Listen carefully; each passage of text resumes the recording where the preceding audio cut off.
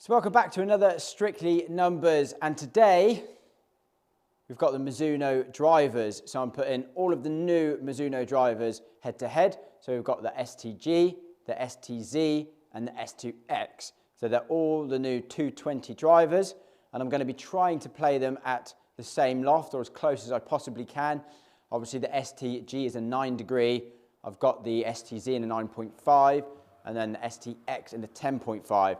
So what I'm going to do is leave the STG and the STZ at standard. So obviously they will be playing half a degree different, and then I'm going to turn the STX down a degree. So the X and the Z will both be playing 9.5, and then the G will obviously be playing 9. So as close as I can possibly get them. And as always, we're going to be keeping the shaft the same as well. And in this I've got the brand new Accra TZ6 60 gram M5, so the extra stiff, playing 45 inches. So yeah, it's about all you need to know on that. Let's dive in and get in some shots. And actually make sure you stay tuned right to the end, because I'm going to be throwing in a little wild card that I think might surprise you. Okay, so obviously Strictly Numbers is normally just data, but I will touch on just a little bit of the tech on these heads just to give you a brief overview of kind of what they're supposed to be doing. So now obviously the STZ I've got in my hand is supposed to be the more neutral CG, kind of lower spin head, so not draw bias at all, kind of just designed to have somewhat of a straight ball flight, no real bias to it, with a lower spin, so the CG a little bit further forward as well. So neutral kind of flight, lower spin. Then jumping into the STX, we've got obviously that slightly more draw bias head, so the weight positioned a little bit more into the heel, and they're saying that this is somewhat a mid-spin driver, so obviously CG a little bit more in the heel and a bit further back to give that draw bias mid-spin flight. And then jumping into the STG, now obviously this is super adjustable, which is fantastic, and I might do a video just on this on its own at some point. So again, a little bit more of a fade bias head, mainly due to the STG is already set 2 degrees open at neutral loft. So now obviously we know if you kind of start playing around with loft, it's going to play around with face angles. If you turn the loft up, it closes the face. If you turn the loft down, it opens the face. But the STG is set 2 degrees open at neutral loft. Now when we turn it all the way down to lower on the Mizuno sleeve, that sits 5 degrees open. So it's already really somewhat a fade bias driver before we start messing around with the weights. And generally a bit more of a lower spin head design as well. Now they say if you move the weights around, you can turn it from a low spin bomber to a kind of mid spin, somewhat forgiving fairway finder. But again, that might have to be a separate video on that one. So yeah, I think that's pretty much enough about the heads and the tech. So let's actually see how they perform. Okay, so let's get stuck in. First up is the STZ. Again, set neutral at 9.5. I'm not going to hit 20 with each because it's late and I'm tired, and if I hit 60 drives, I'll die. So I'm just going to try and get kind of at least 6, 7 really good ones with each, well struck straight down the fairway, at least get a good data set how the clubs are performing, and yeah, just leave it at that. And again, remember to stay tuned to the end where I'm throwing in a bit of a surprise, I think.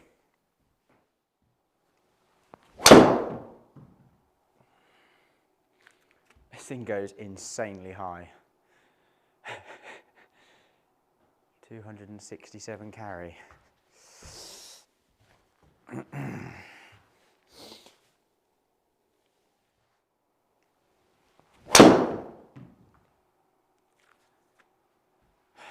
Again, it's just...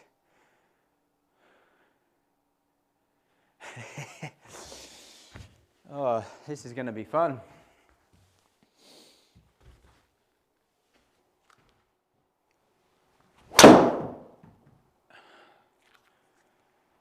I mean, that felt decent. I mean, it's a bit of a pull draw, that, but I mean, it's still so high. 16 launch, 2600 backspin. I mean, that's just, again, good delivery. Yeah. Again, that felt decent. Like, it's a little draw just down the left side of the fairway. Just literally goes nowhere. 17 launch, 2500 backspin. That was a little bit, slightly high toe. I mean, 3 mil high, 8 mil toe, but actually felt okay. So a little bit of a fade, which is interesting for me, but the strike felt good. 275 carry. This is going to be a good fitting video, actually. Yeah, really good strike. Also sporting a bit of an injury. Where is it? Oh, there we go. Nice. Okay, so that was actually 18 shots with the STZ. Plenty for a good data set. Like I say, I'll delete a few of those and just leave in the best ones to get a good idea of how it performed. Now moving on to the STX. Yeah, the STZ didn't really go that far for me, so I'm not holding out too much hope for this, to be honest. So the additional driver at the end, it's going to be the same loft, by the way, same shaft. Could be very interesting.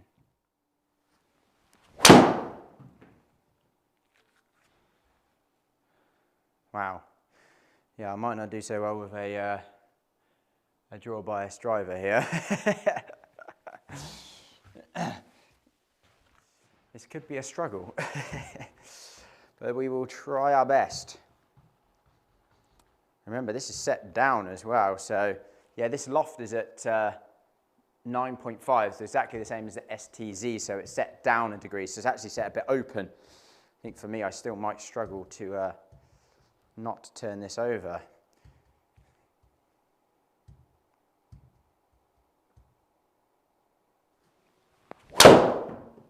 He says as he hits the biggest high right. To be fair, I was trying to leave that one a bit open, but I say a big high right. It's actually, how many yards offline is that? 27 yards right. I mean, it's borderline, probably in play, but wouldn't want it much more than that. Again, that wasn't a good strike, but he wants to go straight.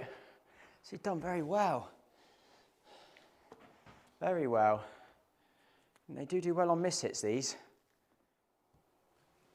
It's quite nice. Oh, she hit a fade. Woo! Again, it just goes nowhere. Oh dear.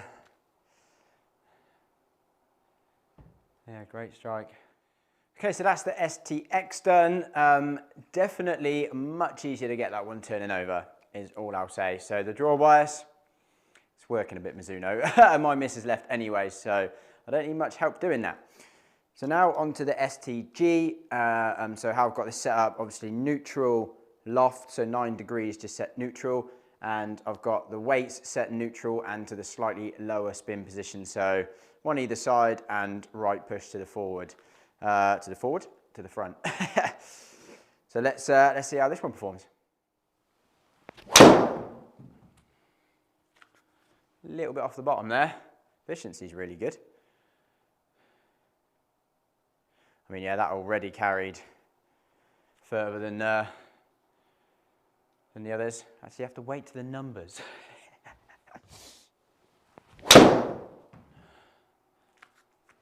Certainly wants to go a little bit more right, doesn't it? Wow, that was, yeah, wow. That was very nice.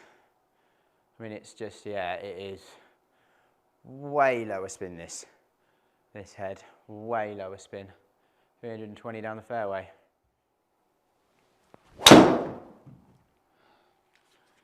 And that was a good strike. Just down the left side of the fairway. Yeah, I mean, this thing is so much longer. Right, so that's now the STG done as well. So we're now 54 shots in. So I'm pretty tired, to be honest, and it's dark. I don't even know what time it is, 9 o'clock. But I'm going to throw in the wild card. I'm not going to hit that many shots with this. I'll show you a few of them, and I'll show you at the end what this is. But it's just a standard ahead, set at 9 degrees, neutral, same weights in the head, no changes, same shaft, exactly the same. Let's take a look. That's probably a bit left, yep, turned it a wee bit. Left rough, left rough. We'll take left rough. Wasn't the best strike, but all he says is he absolutely cleans it out the middle. Definitely turning this one over a little bit more, to be fair. Probably just gotten used to hitting that STG. Oh, that's the one. That's better. That's a bit better. We don't mind that one. There we go. There's the centre with a square face. That's what we want. Oh, it's so necky. That's unreal. That's right out of the neck. Still flown over 300. Wow, those numbers. Oh, that was absolutely murdered. That was very good. Oh, right down there, 341 yards. Out the middle. Here we go then. So before I add in the wild card, let's just quickly go over the STZ, X and G. So we've got the STZ here at the top, STX and then STG. So we can see ball speed between the Z and the X, there was actually nothing in it, 161.8, 161.6. And then a little bit of a jump up to the STG at 163.7. So again, I mean, well, we'll touch on the other bits, but it's probably a reason for that. So launch, actually the STZ launched the highest at 15.8, and then the X and the G were exactly the same at 14.5. So that's quite interesting. Obviously, you'd probably imagine that the X would launch higher, based on the fact that the CG is probably a little bit further back, but it did not do that, which again, to be honest, with this small data set, even though I'm leaving in the best ones, is probably a little bit more down to me, to be honest. But and then the spin, that was really, the spin is just, yeah, wow. Like, wow, the STG is so much lower spinning, it's ridiculous, like insane. So the Z and the X were, I found them to be fairly similar, to be honest. So in the averages, the X actually spun a touch more than the Z, but not much, 29 versus 28. And then the G's down at 21.57. So I mean, that is just a phenomenal difference in, in spin. So again, having those weights further forward, I think it's just a lower spin head anyway, even if you had the weights placed anywhere. It's just such a much lower spin head. It's absolutely crazy. And let's take a look at the distances. So in terms of when I'm kind of weeding out the data, the first thing I do is take anything that's over 30 yards offline out. So anything that's kind of missing fairway really, or over 30 yards just goes out. And then I look for kind of the missed strikes, so which I can generally tell by launch conditions. Sort of high on the face is going to be low spin, low on the face is going to be high spin, those sort of things to kind of bring that down to a good average of what a middle strike would be somewhat, as close as possible for me. So the STZ 277, the STX 275, and then the STG 294. So I mean, that is just, it's a phenomenal difference. For me, there was 20 yards between the X and the G. And I mean, again, the Z and the X are really, it's not much in it at all, to be honest. I didn't find in this test today, but it's just that G is just mega different, like so much lower spin in, which again, probably just kind of deflected less, therefore delivering less loft, therefore getting a little bit more ball speed and way less spin, creating way more distance, which is just, yeah, phenomenal really, isn't it? Such a huge difference. So yeah, that's pretty immense. So we're going to have a quick look at the club data as well. And straight away, the first thing you can see is I was wrong. We didn't deliver less loft with the STG at all. So again, efficiency, I did swing it 1 mile an hour faster, which, to be completely honest with you, I just started loving hitting it. Like, I was hitting it well, I was seeing it go further, and although I promise you I wasn't trying to swing it faster, I just swung it a bit faster. But the next ones are going to be even more interesting, so wait for the wild card. So yeah, swung it a little bit faster, but the dynamic loft between all of them was almost identical, like 19.8, 20, 19.7. So there's absolutely nothing in it. I mean, I did hit up a little bit more on the STG, which again, so if we've got the same delivered loft, but we're hitting up more, obviously that's going to close that spin loft gap slightly as well. So that could have been a little bit more me, to be fair. Again, I wasn't trying to do anything different, but I did hit a little bit more up on it and a little bit more from the inside. Again, the paths are kind of somewhat all slightly from the inside, a little bit more so with the STG, but not massive amount in it. Again, face angle, I mean, we're a little bit more open as well with the STG, so if anything, it's going to, again, be a bit more fade bias, so the face was a little bit more open versus closed, which again, would normally deliver a little bit more loft, but there you go. Dynamic lie, I mean, interestingly, the STX is way more upright, so you can see that the dynamic lie, the toe's way more up, obviously pointing the loft more left, creating a more kind of left bias driver. But yeah, I mean, efficiency, very similar, swing speed, slightly quicker, dynamic loft, the same. I mean, the biggest difference really is I hit up a little bit more on the STG, but apart from that, that's all pretty close really. Even the strike actually, which you can see up here, I hit the STX a little bit lower on the face, but the G and the Z were really, on average, pretty well struck, to be honest. So now is the fun bit. So we've added in the wild card. So behind me is just the ball data at the minute. So you can see ball data up at 167.7 versus 163.7. So obviously that was a decent jump with the STG versus the STZ and STX.